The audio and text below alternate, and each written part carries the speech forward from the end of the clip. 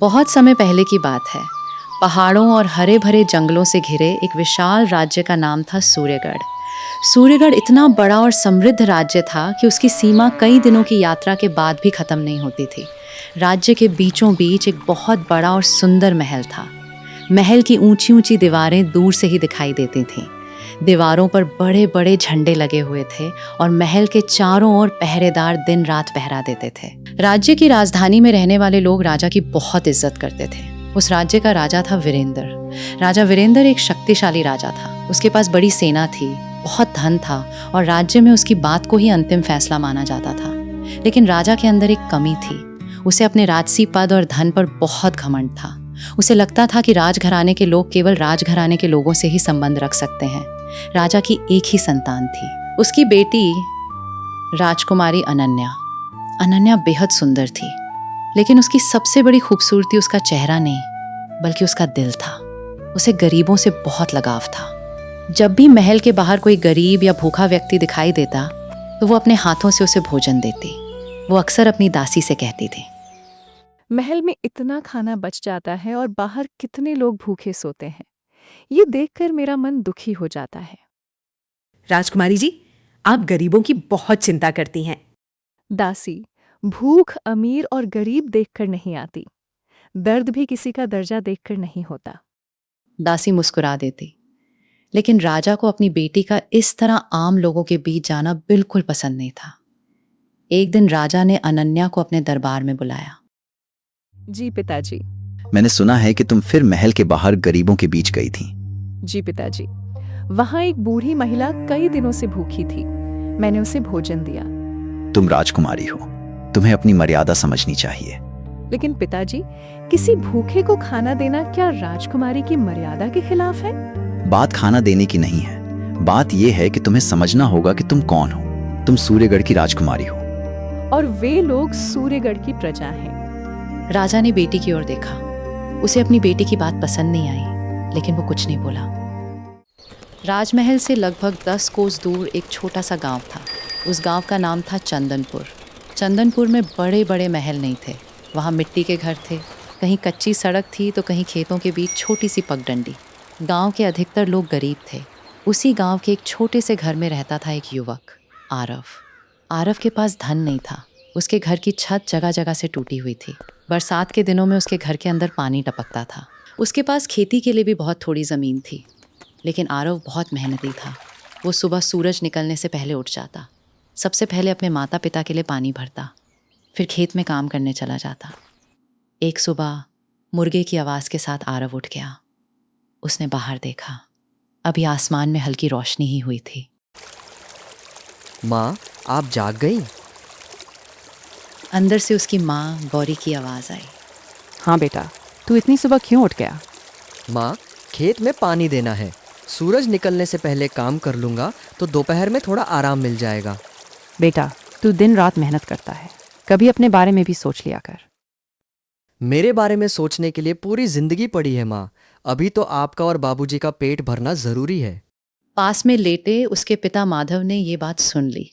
बेटा, तू हम बूढ़ों के लिए इतना मत सोच।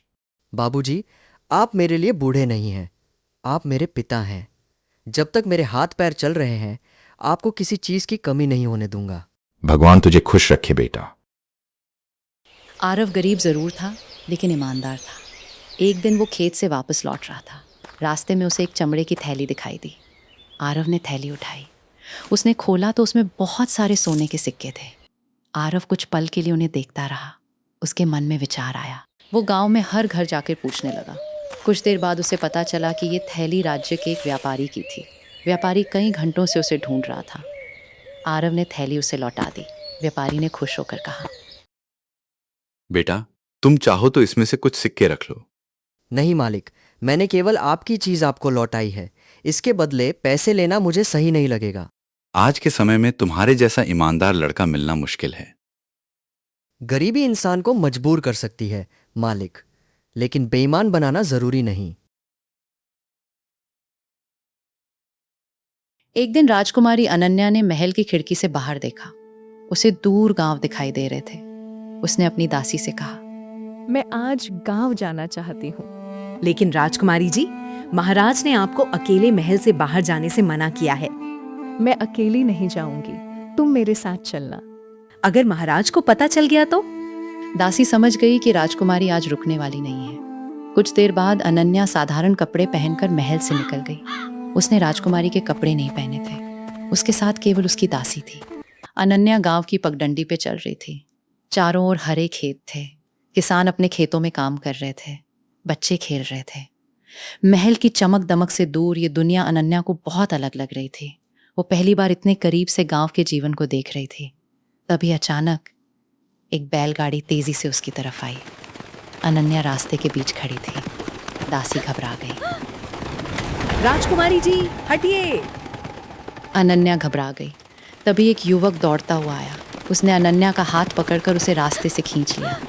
बैलगाड़ी उनके पास से निकल गई। अनन्या कुछ पल तक डर के कारण चुप रही। वो युवक था। आपको सड़क के बीच खड़ा नहीं होना चाहिए था।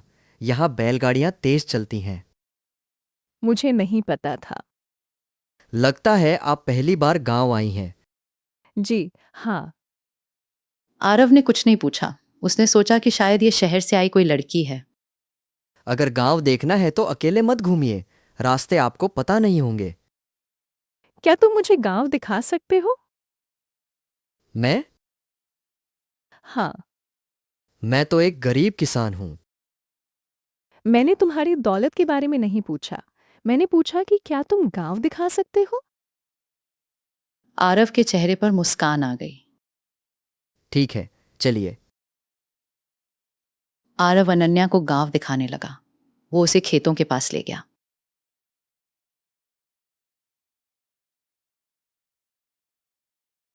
आरव अनन्या को गांव दिखाने लगा। वो उसे खेतों के पास ले गया। ये गेहूं का खेत है। तुम खुद खेती करते हो? हाँ, क्या खेती से तुम्हारा घर आसानी से चल जाता है? कभी चल जाता है, कभी नहीं। मतलब? अगर बारिश ठीक हो गई तो फसल अच्छी हो जाती है। बारिश कम हुई तो मुश्किल, ज्यादा हुई तो भी मुश्किल। अनन्या ने पहली बार समझा कि किसान की जिंदगी कितनी कठिन होती है। आगे चलते हुए उन्होंने देखा कि एक छोटी बच्ची सड़क किनारे बैठी थी। उसकी आंखों में भूख साफ दिखाई दे रही थी। अनन्या उसके पास गई। क्या हुआ? मुझे भूख लगी है। अनन्या ने अपनी थैली देखी। उसमें कुछ फल थे। उसने सारे फल बच्ची को दे दिए। बच्ची खुशी से खाने लगी। आरव ये देखकर अनन्या को देखता रहा।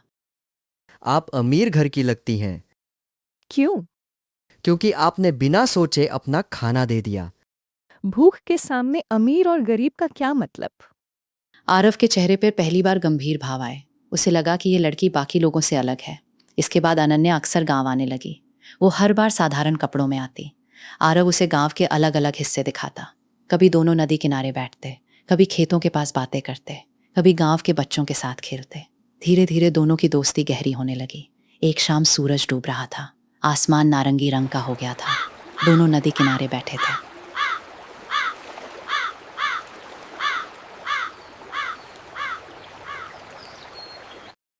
आरव, तुम्हारा कोई सपना है? मैं चाहता हूं कि मेरे माता पिता को कभी किसी के सामने हाथ न फैलाना पड़े। बस इतना? और क्या चाहिए? अपना घर, लेकिन वो तो टूटा हुआ है। टूटा हुआ है लेकिन अपना है। अनन्या कुछ पल उसे देखती रही। उसे आरव की यही सादगी सबसे ज्यादा पसंद थी। दिन गुजरते गए। अनन्या को पता ही नहीं चला कि कब आरव उसकी जिंदगी का सबसे महत्वपूर्ण हिस्सा बन गया। अब वो महल में होती तो भी उसके बारे में सोचती। दरबार में बैठी होती तो भी उसे गांव याद आता। महल में स्वादिष्ट भोजन सामने होता तो उसे याद आता कि आरव की माँ कितनी मुश्किल से खाना बनाती है। एक रात वो अपनी खिड़की के पास बैठी थी।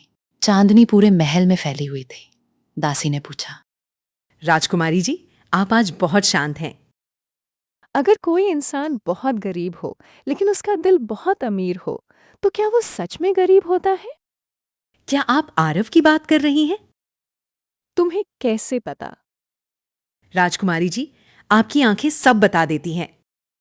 अनन्या कुछ नहीं बोली। उसकी आंखों में हल्की मुस्कान थी। उधर आरव भी अनन्या के बारे में सोचने लगा था। एक दिन उसकी माँ ने उसे चुपचाप बैठे देखा। क्या हुआ? कुछ नहीं माँ। कुछ तो है। आजकल तू खेत में काम करते हुए भी मुस्कुराता रहता है। माँ, अगर किसी के आने से जिंदगी अच्छी लगने लगे तो उसे क्या कहते हैं? उसे प्यार कहते हैं बेटा। आरव चुप हो गया। गौरी ने उसके चेहरे को देखा। कौन है वो लड़की? माँ, वो बहुत अच्छी है। मैंने पूछा कौन है? अनन्या। किस घर की है? आरव चुप रहा। उसे खुद भी नहीं पता था कि अनन्या कौन है। एक दिन आरव और अनन्या नदी के किनारे बैठे थे। तभी दूर से घोड़ों की आवाज सुनाई दी। अनन्या ने पीछे देखा। कुछ सैनिक तेजी से उनकी तरफ आ रहे थे। उनके साथ मंत्री सोमदेव भी था। अनन्या के चेहरे का रंग उड़ गया। तभी मंत्री घोड़े से उतरा। उसने अनन्या को देखा और तुरंत सिर झुका दिया। राजकुमारी अनन्या! अनन्या की आंखों में आंसू आ गए। अब राज खुल चुका था। आरव को पता चला कि जिस लड़की के साथ वो इतने दिनों से घूम रहा था, वो कोई साधारण लड़की नहीं बल्कि सूर्यगढ़ की राजकुमारी थी। आरव पीछे हट गया। आपने मुझसे झूठ क्यों बोला? मैंने झूठ बोलकर तुम्हें धोखा देने के लिए नहीं कहा था। मैं चाहती थी कि तुम मुझे मेरे नाम और पद से नहीं, मेरे दिल से पहचानो। आरव कुछ नहीं बोला। मंत्री ने सैनिकों को आदेश दिया। राजकुमारी को महल ले चलो। अनन्या ने आरव की तरफ देखा, लेकिन सैनिक उसे लेकर चले गए। आरव वहीं खड़ा रह गया। उसके मन में हजारों सवाल थे। महल में पहुंचते ही अनन्या को राजा के सामने ले जाया गया। राजा पहले से ही गुस्से में था। तुमने मेरी आज्ञा का उल्लंघन किया मुझे माफ कर दीजिए पिताजी। और उस गांव के लड़के के साथ तुम्हारा क्या संबंध है? अनन्या चुप रही। राजा की आवाज और कठोर हो गई। मैंने सवाल पूछा है। अनन्या ने हिम्मत करके कहा, मैं आरव से प्रेम करती हूँ। दरबार में सन्नाटा छा गया। राजा की आंखों में गुस्सा भर गया। क्या कहा तुमने? एक गरीब किसान से? वो गरीब है, लेकिन उसका दिल बहुत बड़ा है। अनन्या डर गई, लेकिन पीछे नहीं हटी। तुम सूर्यगढ़ की राजकुमारी हो। तुम्हारा विवाह किसी गरीब किसान से नहीं हो सकता। पिताजी, क्या इंसान की कीमत उसके धन से तय होती है? राजघराने की मर्यादा होती है। और प्रेम की कोई मर्यादा नहीं? राजा कुछ क्षणों तक उसे देखता रहा। फिर उसने कठोर आवाज में कहा, कल से तुम्हारा उस लड़के से कोई संबंध नहीं होगा। अनन्या की आंखों से आंसू बहने लगे। अगर मैं आपकी बात नहीं मानूं तो? राजा ने कहा, तो तुम्हें इस महल में रहने का अधिकार नहीं रहेगा। रात हो चुकी थी। अनन्या अपने कमरे में अकेली बैठी थी। महल में उसके पास सब कुछ था। सोने का बिस्तर, महंगे कपड़े, दासियां, गहने। लेकिन उसके दिल में शांति नहीं थी। वो खिड़की से बाहर देख रही थी। उसे नदी किनारे आरव के साथ बिताए पल याद आ रहे थे। तभी दासी कमरे में आई। राजकुमारी जी, मैंने फैसला कर लिया है। कैसा फैसला? मैं आरव को छोड़कर नहीं रह सकती। लेकिन महाराज। अनन्या ने कहा, अगर मेरे पिता मुझे बेटी की तरह समझेंगे तो शायद एक दिन मेरा प्रेम समझेंगे। लेकिन अगर उन्हें केवल मेरा राजसी दर्जा दिखाई देता है तो मैं वो दर्जा छोड़ दूंगी। अगली सुबह राजा ने आरव को महल में बुलवा लिया। आरव कांपते हुए दरबार में पहुंचा। वो पहली बार इतने बड़े महल में आया था। राजा ने उसे ऊपर से नीचे तक देखा। तुम्हारा नाम आरव है? जी महाराज। तुम्हें पता है तुमने क्या किया है? महाराज, मैंने कोई गलत काम नहीं किया। तुमने मेरी बेटी को अपने प्रेम में फंसाया। महाराज, मैंने राजकुमारी को कभी उनके पद के कारण पसंद नहीं किया। मुझे तो पता भी नहीं था कि वो राजकुमारी हैं। राजा कुछ पल चुप रहा। आरव ने आगे कहा, मैंने उन्हें केवल एक अच्छी इंसान के रूप में देखा। राजा ने कठोर आवाज में कहा, तुम्हारी गरीबी तुम्हें मेरी बेटी के योग्य नहीं बनाती। महाराज, गरीबी मेरी मजबूरी है, मेरी पहचान नहीं। दरबार में खड़े मंत्री ने भी आरव की तरफ देखा। राजा का गुस्सा और बढ़ गया। आज से तुम सूर्यगढ़ की सीमा में नहीं रहोगे। आरव चौंक गया। तुम और तुम्हारा परिवार इस राज्य से बाहर चले जाओगे। आरव ने हाथ जोड़ दिए। मेरे माता पिता बूढ़े हैं, हम कहाँ जाएंगे? राजा ने कोई जवाब नहीं दिया। सैनिक आगे आए। आरव की आंखों में आंसू थे। तभी महल के दरवाजे खुले। अनन्या दौड़ती हुई दरबार में आई। नहीं पिताजी। राजा ने उसकी तरफ देखा।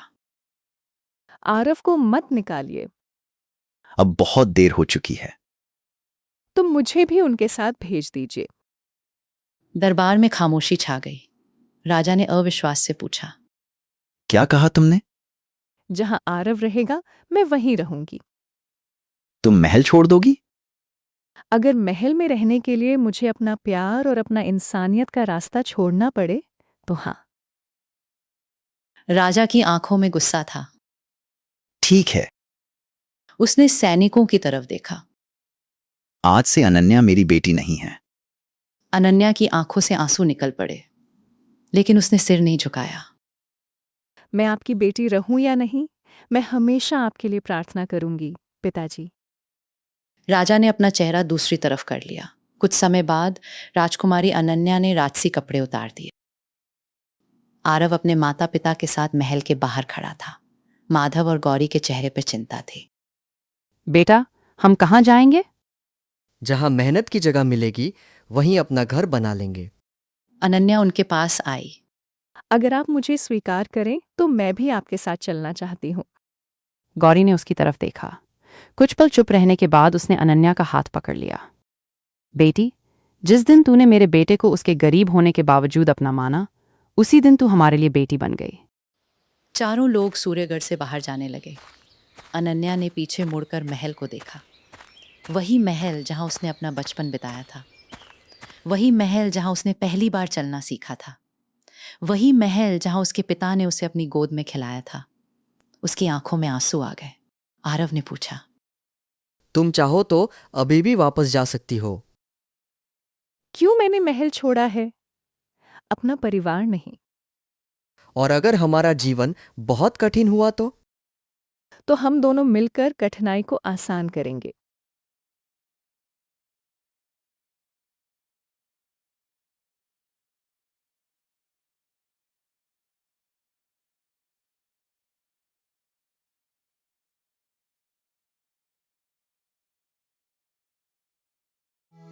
चारों आगे बढ़ गए। पीछे सूर्यगढ़ का महल धीरे धीरे दूर होता गया और सामने एक अनजान रास्ता था। एक ऐसा रास्ता जहां उन्हें न महल की सुरक्षा मिलेगी, न धन, न नौकर, न आराम, सिर्फ मेहनत, संघर्ष और एक दूसरे का साथ। लेकिन उन्हें अभी ये नहीं पता था कि आने वाले दिनों में उनकी जिंदगी कितनी कठिन होने वाली थी। राजकुमारी ने राजमहल खो दिया था। आरव ने अपना गांव खो दिया था, लेकिन दोनों ने एक दूसरे का हाथ नहीं छोड़ा था। अब शुरू होने वाली थी। क्या अनन्या आरव को साथ देगी? क्या राजा अनन्या को राज दरबार में बुलाएगी? क्या वो दोनों का प्यार साथ रहेगी? अगर आगे क्या हुआ जानना चाहते हो तो कमेंट में पार्ट 2 लिखो, उनके प्रेम की असली परीक्षा।